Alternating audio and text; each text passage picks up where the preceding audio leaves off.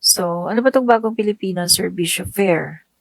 Eto mga kaibigan ay, isang programa ng gobyerno na gustong ilapit 'no, ang Bagong Pilipinas Serbisyo Fair sa iba-ibang mga probinsya ng ating bansa 'no.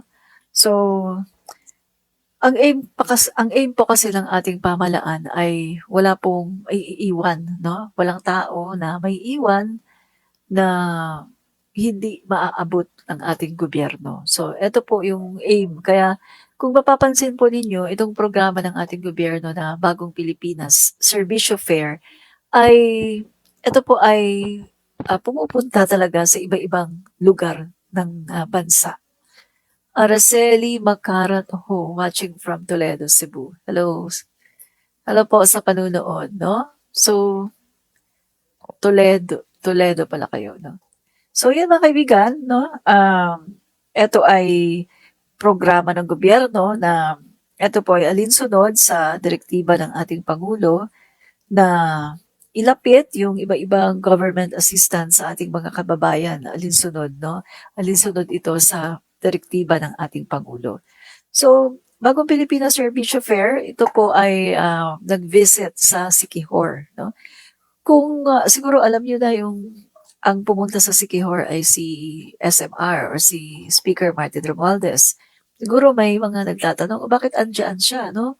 O parang ginagawa naman yung ano yan, siguro napakaaga pa niyang mangampanya, no? Iniisip ng iba." Pero eto po mga kaibigan ay direktiba o utos ng ating Pangulo na inutusan po niya si SMR para pumunta doon, no? At personal po na mag-abot ng tulong. Kasi alam naman natin na ang Pangulo natin minsan talaga ay hindi siya makapunta doon sa lugar na kung saan dapat na magbigay ng tulong. Dahil nga mga kaibigan, sa sobrang busy na rin ng Pangulo natin, minsan hindi niya talaga ito mapagtuunan ng panahon, no?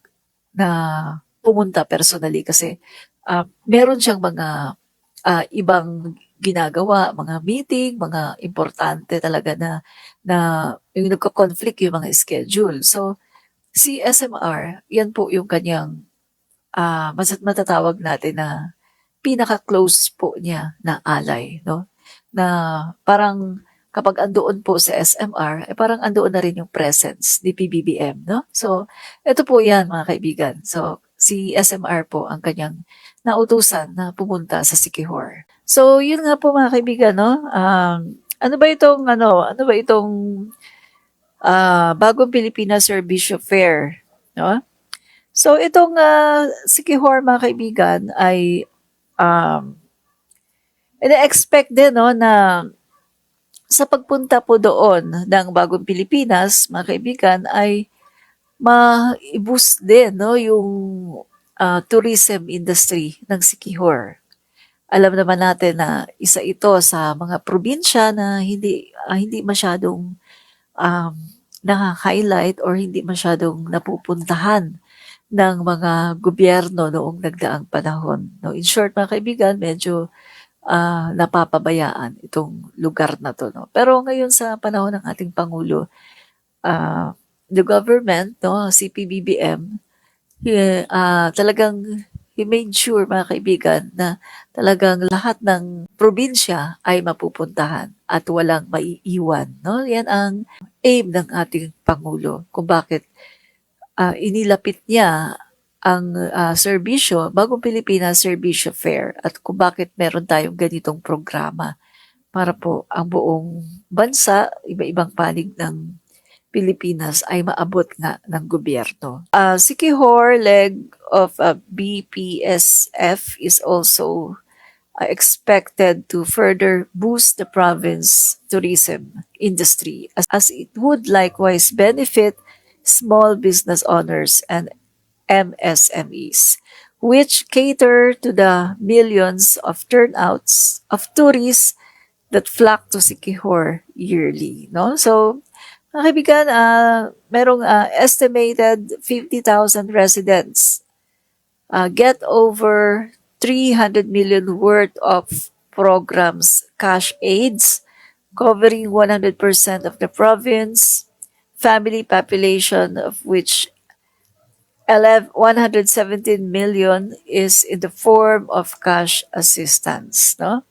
So, eto mga kaibigan, no, yung mga tulong na inihati doon ng gobyerno, 300 million worth, no, ng mga cash aids na nako-cover ang 100% ng probinsya, no? Ito ay ibinigay in the form of cash assistance, no? So, other activities, mga kaibigan, ay meron din doong scholarship programs, no, by TESDA and CHED, Livelihood Assistance for Eligible Beneficiaries. Makikita nyo yung mga picture, no, ni SMR nung siya ay pumunta doon, mga kaibigan. Meron pang isang babae na parang umiiyak, no? Parang umiiyak kasi siya ay na-touch dahil sa doon sa binigay sa kanya. So, mga kaibigan, nagbibigay dito ng cash assistance, may mga bigas, maraming tulong na pinapaabot ang gobyerno dito sa Siquijor. So, merong mga scholarship programs ng TESDA, tsaka ng CHED, Livelihood Assistance for eligible beneficiaries. Ang expected na ma-reach, mga kaibigan, ay over 30,000 beneficiaries, no? Amounting to 80 million pesos. So, malaki rin ito, mga kaibigan, no? Yung AIX na tinatawag, no? Among the services offered is province-wide payout of the assistance to individuals in crisis situations, or AIX program, amounting to 18 billion, no? Expected to reach over 30,000 beneficiaries, no? So, meron ding 39 national government agencies offered over 200 services, no?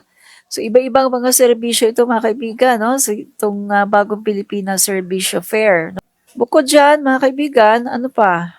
Merong 3,000 small entrepreneurs and 2,000 students in Siquijor received total of 10 million cash aid.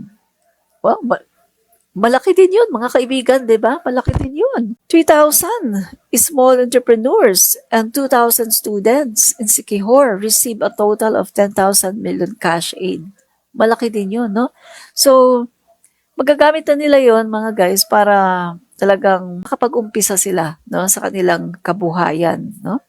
So, yung mga students naman, magagamit nila yung cash aid para sa kanilang pag-aaral, no? Sa kanilang pamasahe, sa kanilang mga projects, pagbili ng libro, etc., etc., no? So, maganda pala to. And then, small entrepreneurs receive 2,000 each through the Startup Investment, Business Opportunity, and Livelihood, or CBOL program. Students receive 2,000 each through the Integrated Scholarship and Incentive Program, or ESIP program. So, kita nyo, malaki-laki din ito, guys, itong mga tulong na ibinigay, no, ng ating gobyerno sa pamamagitan ng programang Bagong Pilipinas Serbisyo Fair. Ano pa? So, ano yung goal nitong CBOL at saka ESIP program, no? CBOL and ESIP programs.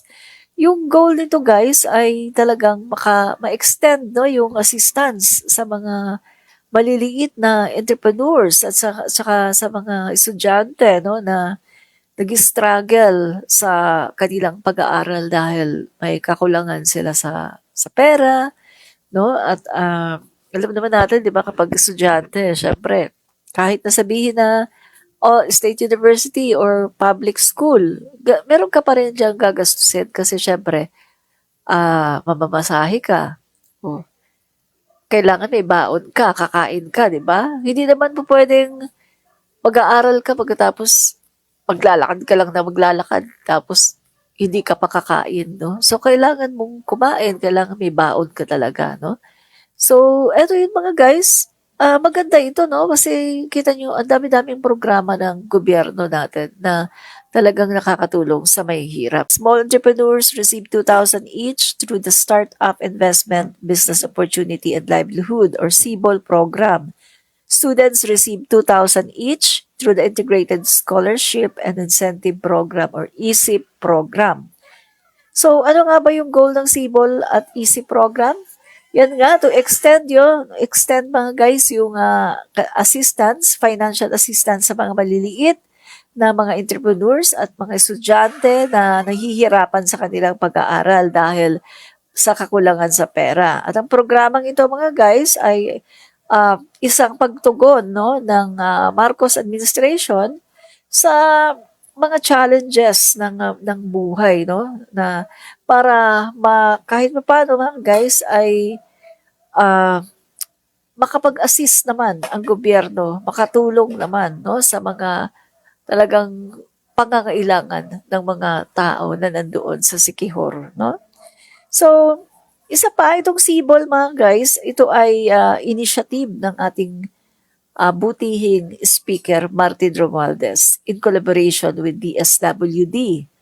At ang layunin nito ay makapag-provide nga ng suporta hindi lamang sa mga aspiring entrepreneurs at sa mga existing small businesses but also to individuals seeking better employment opportunities. No? So, mga kaibigan, napakaganda no pati itong ISIP, no? Ang target nitong ISIP mga kaibigan, tertiary and vocational students facing financial challenges and pursuing quality education.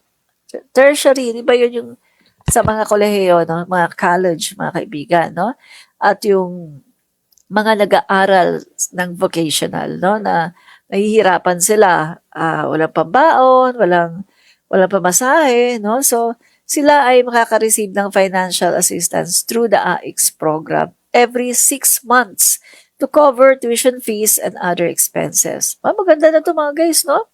Malaking tulong na to kasi nag-aaral ka na sa state universities na libre or sa public school, libre yan. Pagkatapos meron ka pang tulong galing sa pamahalaan, no? So, malaking bagay na itong every 6 months na tulong, mga kaibigan. So, students, beneficiaries will also be enrolled in CHED's Tulong Dunong Program for Scholarship Assistance up to 15,000 per year. No? So, malaki na to. 15,000 taon-taon, mga kaibigan. No? Malaki na to.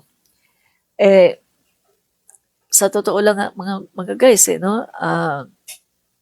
Marami sa mga kababayan natin na yung mga anak nakakakuha talaga ng pera no na mga scholar. Pero nakikita natin yung iba hindi naman napupunta dun sa bata eh. Kinukuha ng magulang. May mga ganyan ano guys, may mga ganyan akong kilala na yung bata pumipila siya, monthly pumipila siya doon sa nagbibigay sa kanya ng scholarship, no? Minsan sa governor, minsan sa mayor, pagkatapos pagdating niya sa bahay, kinukuha ng magulang, no? So nakakalungkot yung ganun, no? So imbis na para talaga sa bata, kinukuha pa ng magulang, no? So eto pa mga guys, no? ISIP, ang target naman ng ISIP mga guys no, ay yung tertiary and vocational students facing financial challenges in pursuing quality education. They will receive financial assistance through the AIX programs every 6 months. No? So yung sinabi ko kanina, 15,000 per year. And 3,000 students, mga kaibigan, 3,000 residents of Siquijor receive cash and rice aid through the Cash Assistance and Rice Distribution Card Program. So mga kaibigan, itong card program na to aims to provide 2,000 aid to beneficiaries nationwide. Card program. So, bago ba ito? Card program aims to provide 2,000 pesos aid to beneficiaries nationwide. Kasi 'di ba pareho ba ito dun sa 'di ba merong sinulong ang gobyerno mga guys yung nakalimutan ko yung yung pangalan. May sinulong, may food stamp Iba yata ito mga guys, iba yata itong food stamp, iba rin yung sa card, no? So, ang daming tulong, no? Merong card program, meron pang isip, tapos meron pang AIX, meron pang Sibol, tapos ito card program, 2,000 pesos beneficiaries nationwide. So, ang daming tulong ng gobyerno, mga guys, no? Sa ating mga kababayan na mga maliliit, no? Na mga mahihirap. And then, ito mga guys, meron pang 1,000 cash aid at 1,000 pesos for a 25 kilogram sack of rice. Maganda na rin to mga guys. Malaking tulong na to, no? 1,000 cash aid, tapos meron pang 1,000 for a 25 kilogram sack of rice. So, malaki na ito. And then, meron pang beneficiaries na natanggap ang identified by DSWD, includes senior citizens, PWDs, solo parents, and IPs. Ang dami pala talagang pinamigay pagpunta ni Speaker Martin Romualdez sa Siquijor, no? So, eto mga guys, eto pinapaliwanag dito, what is card and rice distribution or card program? So, makinig kayo para alam natin para inform natin ang ating mga kasamahan na hindi alam. Ano ba itong cash and rice distribution or card program, mga kaibigan? So, ito ay project no, ni Speaker Martin Romualdez at ng DSWD Secretary Rex, no? In response to the challenge of PBBM for lawmakers to provide free rice and financial aid to the people. Ang ganda. Ang ganda ng programang to, card program, no? So, si Speaker Martin Romualdez pala ang nagpa-umpisa nito mga guys, no? Sa tulong ng DSWD, no?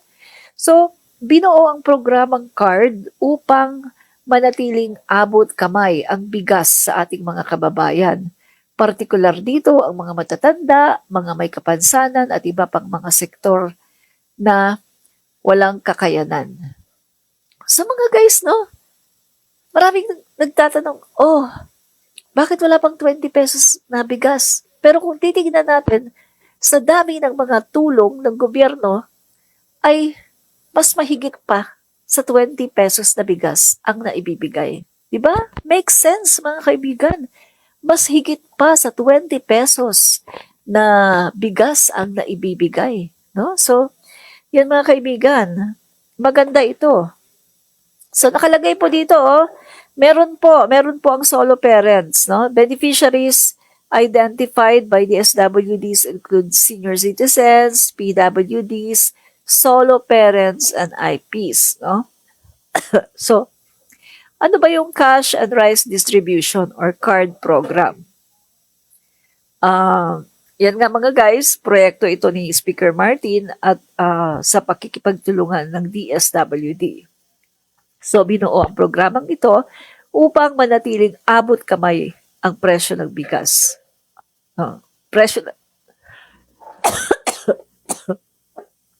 Hindi yung presyo ng bigas sa palengke, Sorry guys, parang kumati ang lalamunan ko, no? So, para abot kamay ang bigas sa ating mga kababayan, particular dito ang mga matatanda, mga may kapansanan at iba pang mga sektor, no, na walang kakayanan. Ano pa mga guys? Etong Siquijor, mga guys, ay hindi siya maiiwan, no? Yan ang aim ng ating pamahalaan, na ang Siquijor ay hindi maiiwan, no?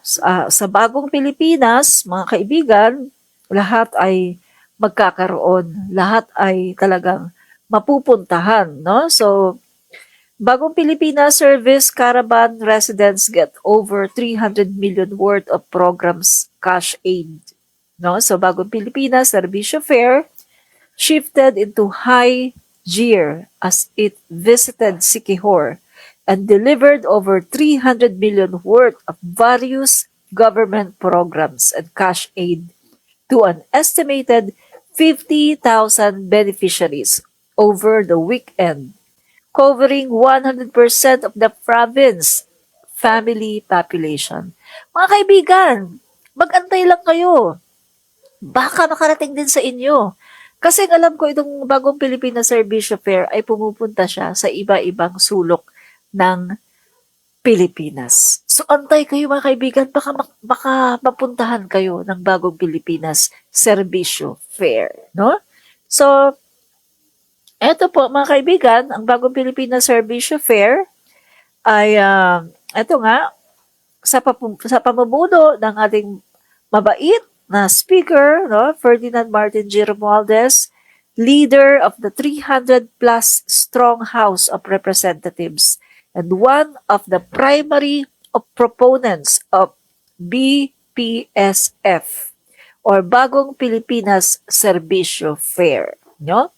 So, said he is delighted that the program has been successful in delivering government services to the people up to the far-flung areas of the country. So, si Speaker Martin Romualdez po, mga kaibigan, no, represented President Marcos at the opening of the two-day BPSF at the Siquijor State College Gymnasium in the municipality of Larena on Sunday, where he delivered the keynote address. No? So mga kaibigan, antay kayo mga kaibigan. At baka, malay nyo, sa isang araw, dyan naman pala sa lugar nyo. Kasi eto pong serbisyo fair na programa ng ating gobyerno ay nationwide po ito. Nationwide. Dadalhin po ito sa Luzon, iba-ibang part ng Luzon, iba-ibang part ng Visayas, iba-ibang part ng Mindanao, no? So, antay po kayo, baka makarating po ito sa inyo. At once na nakarating na ito sa inyo, mga kaibigan, yan, mag-uumpisa na, di ba? Mare-register na kayo, ma-identify kung sino-sino yung mga magbe-benefit nito. Siyempre, kapag ikaw may kaya, hindi ka nakasali.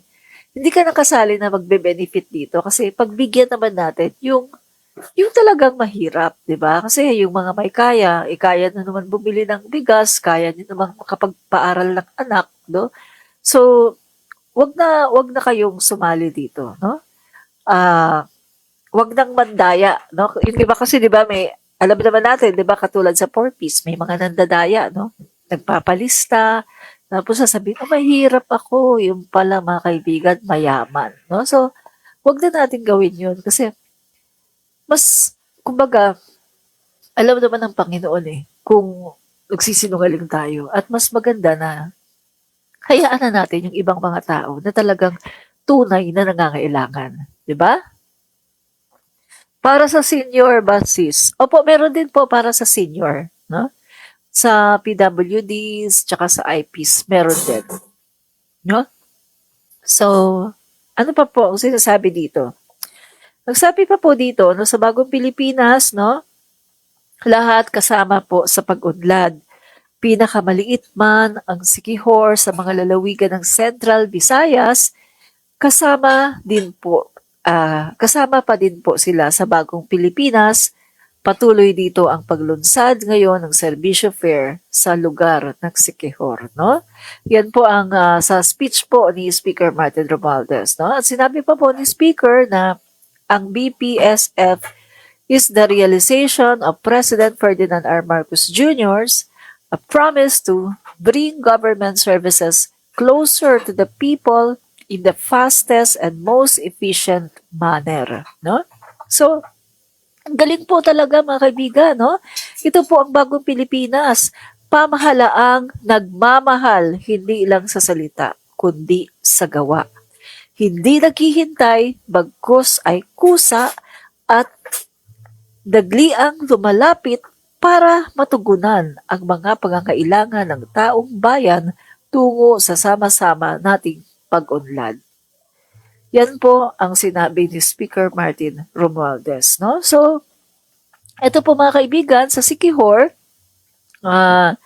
Siquijor was the first one held in all of Region 7 and was hosted by its representative, Congressman Zaldi Villa, together with Siquijor Governor Jake Vincent Villa. So, yan po mga kaibigan, ang ganda nito, no? And other members of the House of Representatives attended the event in a show of support and solidarity for the Speaker and the BPSF, including Representative Jocelyn C. So, marami po dito mga pumunta, no? Mga kongresista.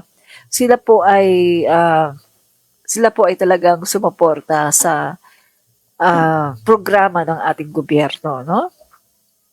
So, ang Siquijor din mga kaibigan, no, ayan nga ay dahil sa nangyaring ito mga kaibigan, ang Siquijor ay ina-expect na ito po ay talagang mas lalong magiging maunlad pa, no? At mas lalo siyang magiging productive ang mga mamamayan na nandito kasi sila po ay tinutulungan ng ating gobyerno, lalo na yung mga gustong magnegosyo, mga kaibigan, yan, o binibigyan sila ng kaunting pang starter, no? Startup program, no? Ng gobyerno para makapag-start sila ng maliit na negosyo, no? So, sabi dito, sabi po ni Speaker Martin Romualdez, ngayong araw, hindi lang kayo tatanggap ng bigas, tatanggap din kayo ng tulong, pinansyal, na maaring gamiting puhunan para sa inyong kabuhayan. No? So, ganda mga kaibigan. And he said that the House has done everything to make rice affordable to Filipino citizens, from conducting hearings designed to get the bottom of issues of hoarding, the visits at warehouses. Yan.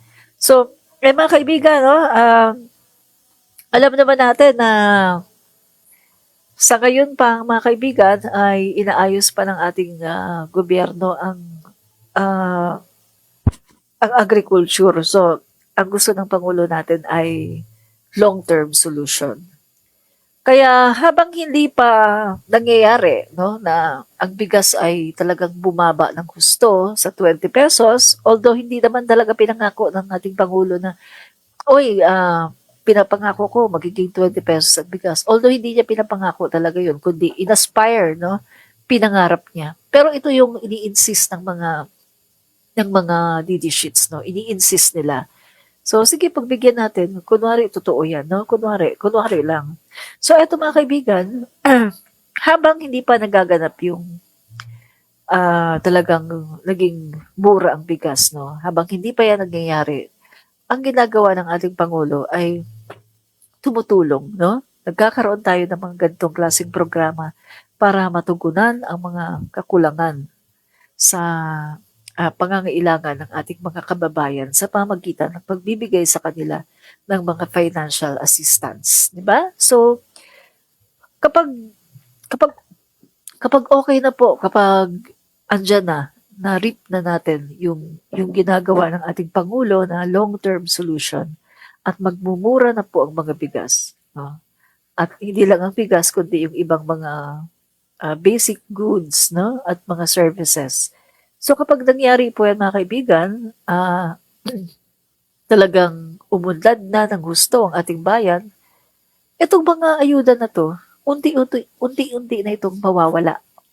Kasi yun naman ang sabi ng ating Pangulo na habang nangangailangan pa ang taong bayan ng tulong, habang inaayos pa niya ang gobyerno, ang sistema, at habang ang mga tao ay naghihirap pa, kailangan pa ng suporta. Pero pag dumating na yung panahon na na-reap na lahat at na-realize na lahat ng mga vision ng ating Pangulo, lahat ng vision, lahat ng kanyang mga pangarap, unti-unti na yan, mababawasan na, unti-unti na hanggang sa tuluyan ng mawala. Kasi ibig sabihin, hindi na kailangan ng tao ng ayuda, hindi na kailangan ng tao ng tulong ng gobyerno. Kasi kumbaga, yung kaya ng tumayo ng lahat ng tao sa sarili nilang mga paa. Kahit yung mga tao na mga dati ay nasa pinakamababang level, no, yung pinakamahirap, darating ang time, mga kaibigan, kahit sila, darating ang time na hindi na nila kakailanganin ang tulong. No? Kapag na-realize na lahat ng mga programa ni PBBM, darating ang panahon na ang pati yung pinakamahihirap na Pilipino ay hindi nakakailanganin ng tulong. Dahil lahat meron ng magandang trabaho. Lahat meron ng magandang, kung hindi ka man nagnenegosyo, at least may maganda kang trabaho. At least kaya mo ng buhayin ng sarili mo, kaya mo ng buhayin ng pamilya mo. Hindi ka na kailangang buhayin ng gobyerno, hindi ka na kailangang tulungan ng gobyerno, di ba? So, ang pangarap ng ating Pangulo, darating tayo sa ganyang klaseng estado, no, na maging upper middle class income ang Pilipinas at lahat ng tao ay makakaya na natin na buhayin ang ating pamilya nang walang tulong ng gobyerno. So, yan yung mga kaibigan, no? So, yan. Habang nagla-live ako, kati naman ang aking ilong. Bakit ba nangangati ang ilong ko? Yan. So, yan mga kaibigan, ang epektibong programa para matugunan ang inyong mga pangailangan tungo sa mas mabilis sa pag-unlad sa ating bansa. Ito po ang bagong Pilipinas. Yan. So, yan po mga kaibigan, bagong Pilipinas, Servisyo Fair. Mga guys, malay nyo, bukas, nasa inyo na ang bagong Pilipinas Servisyo Fair. Kasi ito po ay pupunta, dadalaw sa iba-ibang sulok ng ating bansa para iabot sa tao ang mga serbisyo ng gobyerno. O, di ba? Sa panahon lang po yan ng Marcos administration, iba na talaga ang ating Pangulong PBBM. Di ba? Napakagaling mga guys ng ating Pangulo. So, anong masasabi ng mga leadership dito, mga kaibigan? Kasi sila din naman mga kaibigan ay magbe-benefit dito. Sa totoo lang, baka yung mga nandun sa Sikihor na yan, mga guys, no? Yung mga nandyan sa Sikihor na yan, baka marami dyan, leaderships, tumatanggap ng cash aid, tumatanggap ng isang sakong bigas at ng mga financial assistance, no? So, sila din nakikinabang. Darating yung panahon na kahit ito mga leaderships na to, titigil na to sa pagbabati ko sa ating gobyerno dahil nakikita nila na sila rin ay nakikinabang sa programa ng Marcos administration. Diba? Ganda mga guys, no? So, ako rin, hindi ko sasabihin sa inyo kung saan ako pupunta. Ako rin mga guys, for safety purposes, no? Ako rin mga guys, kasama ako sa Servisyo Fair, no? Aalis din kami mga guys ang alis ko ay hindi ko na sasabihin, no? Kung kailan ako aalis, pero this month din. At pupunta ako sa lugar ng, hindi ko muna sasabihin, for security purposes. Para po sa Servisyo Fair, kasama po ako. No? So malay mo, taga doon kayo, di ba? Mga guys, makita nyo pa ako doon, no? So, shout out ko na nga kayo. Baka may allergy ka, Admin Rich. Opo, meron talaga akong allergy. Kapag lumalabas nga po ako na palagi ako nakamask. Tapos, kapag kakalanghap ako ng uso, kahit ano po. Tapos, gagating ilong ko. Pagkatapos, maya-maya, hahatsingin ako. May allergy po talaga ako. No? Yan nga po nakakainis May allergy ako. Kaya, wala akong cetirizine ngayon no? Kailangan kong bumili ng cetirizine. Magaling at tahimik na nagtatrabaho ang PBBM Marcos. Correct po, James Agdamag. Tama po kayo. Ferry Coy, yan ang ayaw ni Amy Duterte. Gusto niya lagi siyang namigay ng ayuda kaya di niya sinuportan ang economic provision Style Dilawan pala yun. Correct po kayo, no? Di ba galit nga, di ba mga guys, galit na galit si Amy dun sa ginagawa ng, ni Speaker Martin. Kasi, namimigay nga ng ayuda, no? Hindi lang si Amy yung galit na galit, eh. Parang pati yung mga DD sheets namimigay ng ayuda, pagkatapos, kasama yung DSWD. Eh, hello! Tignan mo yung mga post ni Amy. Palagi din niya ginagamit ang DSWD. Gamit na gamit niya ang DSWD. Kasi mga kaibigan, may protocol yung mga politiko na yan, no? Yung mga politiko na yan. Kapag sila mga kaibigan kasi ay tutulong, no? Pag tutulong sila, kailangan kasama nila palagi yung DSWD. Yun, may protocol yan sila mga kaibigan eh. Kapag wala yung DSWD, parang yan eh, parang bawal yun, parang hindi yun sa batas, no? Kailangan andyan palagi ang DSWD. Yun ang pagkakaalam ko mga kaibigan, no?